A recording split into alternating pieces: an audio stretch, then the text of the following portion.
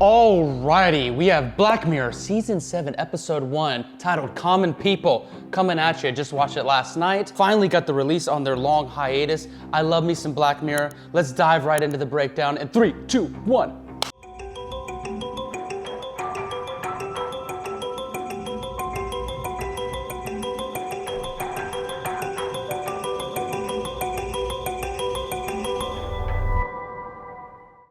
The breakdown goes a little bit like this. It's headlined by Chris O'Dowd. He's an Irish comedic actor.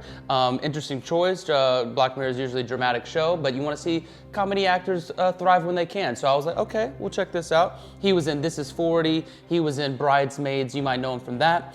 Then Rashida Jones is his wife in this storyline.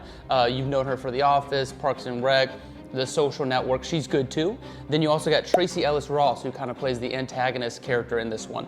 I like this episode. It was a great, strong episode for Black Mirror for Season 7. I feel like it got back to true form. It made you feel icky. It kind of did some social commentary on, obviously, technology, which is kind of surrounds Black Mirror at the core, is like how tech will kind of evolve in the next 3 to 5 to 10 years. You know, they're always kind of touching on stuff that's right around the corner, but it's very real in our today's world. So this is kind of capitalism at its most icky and devastating, I have to say. So the story goes like this. You got Chris O'Dowd, Rashida Jones, their husband and wife. They are very much in love. They're going on their year-long anniversary. They're staying in the same cabin that they stayed in last year. They see the gum that they put up in the corner. They're laughing about it. They're having a good time. Everything's all rainbows and butterflies. She's a teacher. He's a construction worker. They're living in Middle America, and it's based in our today time. So that's good stuff, to foundation to know. Rashida Jones is a teacher. She's teaching all these second graders. They're all cute, raising their hands, whatever. Rashida Jones just blacks out, just passes out and hits the floor. Holy shit. Chris O'Dowd is going to the hospital. You know, all of a sudden doctor comes up, classic. Your wife's not gonna be able to make it any longer. What do you mean? So we get a good scene there. Chris O'Dowd, I think, did a pretty good job holding it down, because that's a hell of a moment for an actor. You're always kind of, as an actor, you build up for those moments, because not a lot of us go through it in our daily life, in our whole life. It's to where a doctor walks up to you and they give you the news that somebody that you love dearly, the person that you love the most in the world, they're not gonna be able to make it, and they're gonna die within the days. They can't do anything. He was asking all the questions. You can't do treatment. You can't do this. What? She's young and healthy. What's going on? And then all the answers are no, she's gonna die. Then the doctor goes, well, hold on. She was like, but there is a startup program that we've been hearing about that has a lot of success rate. You need to talk to that representative. He's like, yes, I will talk to her, of course. The startup company is called Rivermind. Enter Tracee Ellis Ross, great actress. She does a great job playing the corporate entity in this story. She comes around, she explains the whole process. Oh, your wife has a brain situation. We simply take out the tumor in the brain in this part, and then we go into our labs, we clone it, but it's healthy. We put it back in, voila, she's all good. There's obviously catches. It's free, that's weird. All you gotta do, it's $300 a month subscription. He's like, this seems unheard of, but oh my God, $300 per month. I don't know if I'll be able to handle it. That's a whole side plot. Black Mirror really fucked up in my mind. Me and my friends were watching this episode. It's based in today's time, and they were making it such a thing with Chris O'Dowd and Rashida Jones not being able to handle a $300 a month subscription. They should have just upped the amount. They should have made it $10K or $20K a month. But that's besides the point. That was my only dislike of the whole episode, is the money amount that they chose for Chris O'Dowd and Rashida Jones to handle for the subscription. But aside from that, he says, okay, yes, of course, I'm gonna do it. My wife needs to live. And then the whole situation is, but then she's on their network now, and it's basically like cell towers, like Wi-Fi. She can't go outside the Wi-Fi zone, or else the brain taps out and she can't, she just knocks out. She also has to go into sleep mode, where she recharges type of thing. So those are kind of the catches at the beginning, and it's all startup. So it's this is all just, you got one plan. So boom, that's the plan. Surgery goes well. She's all good. She goes back to teaching. She's teaching her class, and all of a sudden, out of nowhere, she starts just spilling out an ad. She's just it's always about what's going on in the moment. So she's teaching children. She's And if you have a child, you should buy a JanSport backpack. JanSport backpacks are $19.99 at Target. She goes into an ad for like 10 seconds to 15 seconds. Then all the kids are like, huh, what is she talking about? But then she just picks back up. So that's like, oh shit, they're like integrating her as like to do advertisements. So that's kind of weird. Then she goes to her back home, her and her husband are in the bed, making love, and all of a sudden she goes into an ad into his ear. She's like moaning, and she's like, you feeling hot and heavy? You should buy this type of lube. This type of lube you can buy here, here, here. And he's like, what was that, babe? And she's like, what do you mean? Like, she blacks out. She doesn't know she's doing these advertisements. And then all of a sudden, obviously, the husband catches on. Then they go back into the Rivermind rep, which is Tracy Ellis Ross. They go to her office. They're like, what's going on? Why is my wife just like blacking out and doing 10-second ads? And she's like, oh yeah, so our company's expanding, so we're testing out advertisements. And your wife will be doing advertisements unless, hold on, you want to upgrade to Riverside Plus.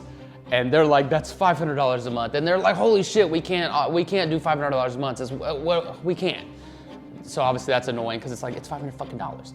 But aside from that, loving the concept. Literally, it's just like an application when it comes out, or like when a new iPhone comes out, then the old one starts getting glitchy, or you gotta buy the new one. So that's the thing. Capitalism is like forcing your hand into going to the Plus. So then they're like, frick it, we'll go Plus. I can't do these ads. Do the Plus. Obviously that goes on for a couple months. Then she starts sleeping longer. Then they go back to the rep. Why am I sleeping 16 hours a day? Oh yeah, just because you're on just the Plus now, you'll need more sleep time and downtime because your battery needs more recharging. Just like what happens with old iPhones. When a new fucking iPhone comes out, your old iPhone starts getting glitchy and it doesn't power right. So it's kind of lending into that. But hold on, there's a deluxe version. And then she sells the deluxe version. They're like, no, we're out of here. We're not buying into your capitalism BS that you're having us upgrade left and right. Then she just starts like malfunctioning and like can't sleep. And then also now they've expanded to the whole US. Like, she could go out to the whole US if she was deluxe, but because she's on Plus, she can only stay in this town radius. So now she's like imprisoned in the town radius and can't like vacation anywhere, because that's the thing. A year goes by, they try to go on their year anniversary to the cabin, but the cabin's 2 hours away. They're literally driving on the highway having a conversation, and she just goes, Okay, babe, we're gonna get you to the hospital, okay? Wait. Powers down. So they go straight back to the rep, and they're like, we need the deluxe version. I can't feel in prison. I gotta travel the world, and I don't wanna be spitting out ads all the time. Then there's like a B plot for him to be making money, because he's making no money at this, him being a construction worker. There's like this other like TikTok type app that kind of reminds me of all the NPC character stuff that's going on TikTok, like where they're like eating stuff, like it's going live, and she's like, thank you, that's nice, and she's doing that for money. But it's an extreme case. The little app that they call it in this episode is called Dumb Dummies or something. And for him to make money, it's like live, and people are like, pull out your teeth or drink your own urine. So like he's going to the extreme just to keep his wife alive. That goes on. Then it gets even more extreme because he does something pretty extreme. He does something sexual on this live thing, and he takes off his mask so everybody can see him. Then he goes back to work the next day, and those pictures are screenshotted all over the bulletin board. He ends up getting in a fight and gets fired, so they can't make any money except for him doing the dumb dummy stuff. So he's basically selling his body and his soul just to keep his wife alive, who's in sleep mode half the time. Then it jumps ahead like a year, and they're selling off their whole house just to keep her alive. He's like drinking a coffee, and he smiles one time. He has like half his teeth. They only have enough money to buy like a little deluxe like gift card for 30 minutes. He's like, babe, I bought you a 30-minute card. And she's like, you shouldn't have. We don't have the money. He's like, you need it. She scratches off the freaking 30-minute card. It's a barcode. She scans it, and then she has 30 minutes to live normally. Then they have like an app where they can up her like serenity. She ups her serenity all the way. They're sitting in the garden having an amazing cup of coffee together, finally like having a moment. And then she was just like, I think it's time, honey. And he's like, what? I think it's time. And he's like, you think so? And we all know what this means. Like, oh shoot, she's asking him to like, you know, offer. And so they have a nice like emotional moment. He's like, okay. And she's like, just promise me you do it when I'm not here. And he's like, okay, I'll do that. And I thought that that's where the episode could have ended because they had a nice embrace. The sun's hitting her. She's just looking up in the clouds. I could have seen it cut into credits right there. I would have been like, nice. But that's not Black Mirror's way. Black Mirror episodes, they have you feeling heavy pit in your stomach. That's how they want to end the episode. So anyways, it cuts to there in the bed. The timer's literally going down 10, 9, 8 for her Serenity, like her normal deluxe mode to run out. The deluxe mode runs out and she goes right into spitting an ad. She's like, having trouble sleeping? You should try this sleep pill. And she's just doing her freaking ad stuff. Chris O'Dowd just takes a pillow and just suffocates her and smothers her to death. And that's how the episode ends.